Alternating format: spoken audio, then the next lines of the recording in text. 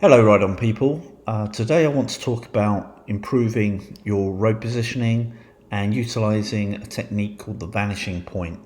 Now I've led, I don't know, quite a few hundred ride outs before, and as the ride out leader I usually do a safety talk, a safety briefing before the ride. And if it's going to be a technical ride in some really twisty terrain, I often mention the vanishing point technique. Now, when I lead ride outs, unless I'm riding with people I know very well, I'm always insistent that the safety briefing is a mandatory discussion, so that we don't have any mishaps. And the one time I broke that rule when a rider turned up late for the ride and was very insistent that they'd been riding for many years and were highly skilled and highly trained. We went out on the ride and he ended up going around the bend, all the way around the bend on the wrong side of the road because his cornering technique was obviously impaired. And fortunately there was no vehicle coming, otherwise that could have been his very last ride. So what I'm going to tell you now, you may already know, or it may be news to you, but I would urge you to think about it conscientiously and utilise it in your rides, because one day it just might literally save your life. So I'm not really going to talk about cornering technique. I could literally talk about that for hours. If you really want a better understanding about cornering technique, there are plenty of books out there to read up on that sort of thing. And I would say that there are some basics though, and the easiest way to remember those I find is to think wide in, tight out, slow in, fast out. So very obviously, if you are coming in tight to the bend, you're not going to get around this bend too fast. If you're coming in wide, you give yourself a lot more room and you can exit quickly. So you come into the bend very slowly here on a nice wide arc, and as you go around the bend you tighten it towards the apex, and you should be accelerating smoothly, consistently in a linear fashion to give you traction and speed on your exit. And that's really basically the safest way to get around a corner, whether you're on the road or the track. Sometimes at the track you can cut the line a little bit and that will save you a few milliseconds because you're at the track. On the road you don't need any of that nonsense. You want to give yourself the maximum perspective and the maximum safety margin you can. And the reason why we enter the bends on a wide arc is that if you do it on a tight arc like this is your field of vision. So if we think of this inner arc here as being completely blocked with houses and trees or a brick wall or whatever, and the rider sat here just cannot see across this plane at all he can see is this plane. So that's as far as he can see, and at this point where his vision touches the curb on the other side of the road, that's effectively his vanishing point. And a rider here just cannot see this car, cannot see that danger that's coming into his path. A rider over here, by contrast, on a wide line and moving slowly, his vision moves much further around the bend. And for somebody that's at the same point in the road, his vision is significantly greater from this point round to this point. And in fact, this rider here, positioned on the outside of this curve, can see the entire hazard here. In this instance a car, but it could be a child or a football or an animal or anything. The hazard basically. Now, so that's okay then. So basically we're talking wide line in, tight line out, slow in, so that if you misjudge it, it's a lot easier to slow down than if you're going fast, right? And fast out. And by happy coincidence, that's generalizing. In generalizing terms, that is the fastest way around the corner, and it's the safest way around the corner, so you should always do that. Okay, so far so good. Probably teaching most of you to suck eggs there in terms of that particular point, but it's worth thinking consciously in your head if you don't do that or you're a new rider. The vanishing point technique is crucial because not only is it highlighting you can see further around the bend, but the vanishing point itself is how far you can see. So at this point I can see here, and over here I can see here.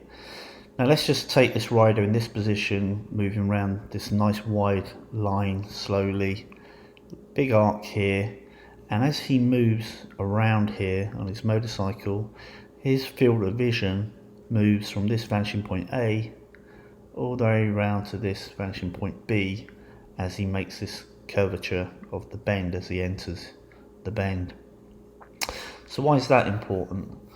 Well, what that tells the rider is whether this bend is tightening up or opening up, and if he knows that in advance, he can adjust his speed to suit. So how many times you've been going to a blind bend like this and you get halfway around and you think, oh god, it's much tighter than I thought it was, and suddenly you're grabbing every lever in sight and you're feathering the clutch and you're trying not to brake too hard to look at the brakes, but you've got to brake enough to knock off sufficient speed to actually get round the bend. All of that is panic. That's not good. You shouldn't have to do that, and with this basic technique you don't have to.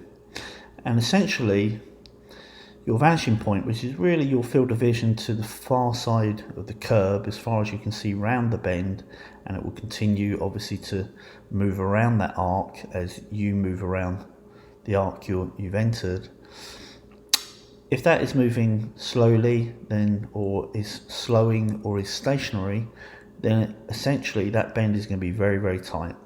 It may be doubling back on itself, like here for instance, where we have a 180 degree bend.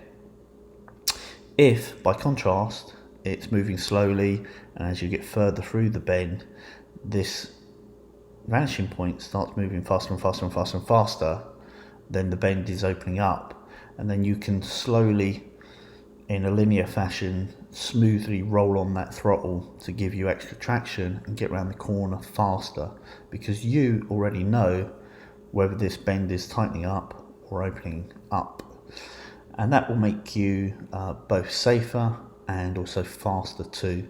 And it's a vitally important technique, and we all have roads that are deceptive, that we love to ride. In England we typically call them B roads.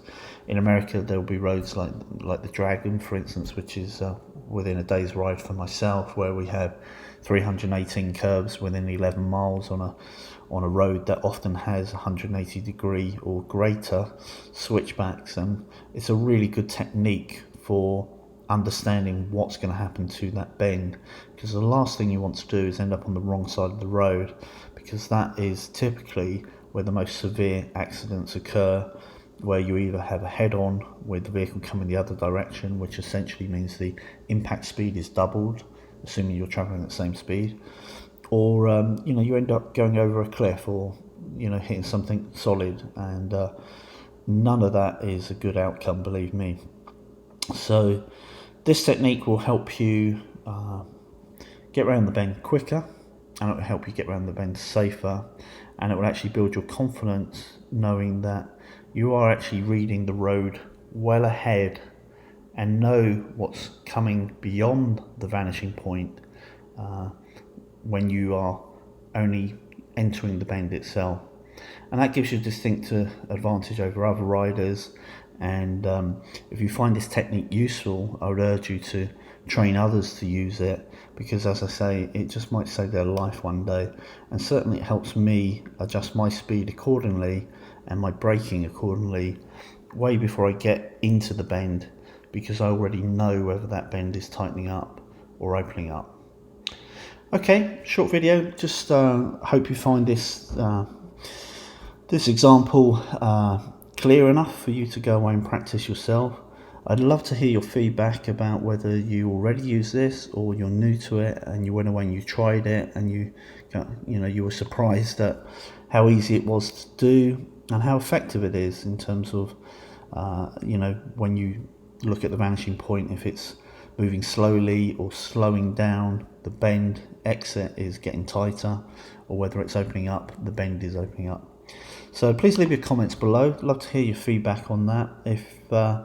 If you're not already a subscriber or you're new to this channel, I usually release a video about once a week on all sorts of things really, sometimes car related, but generally bike related, generally around ride outs and product reviews, and sometimes safety briefings and talks about specific techniques such as these. So if you would find that useful, please subscribe, and of course if you want to hear about my videos up and coming, hit that notification bell and you'll get a notification to say that I've released a new video.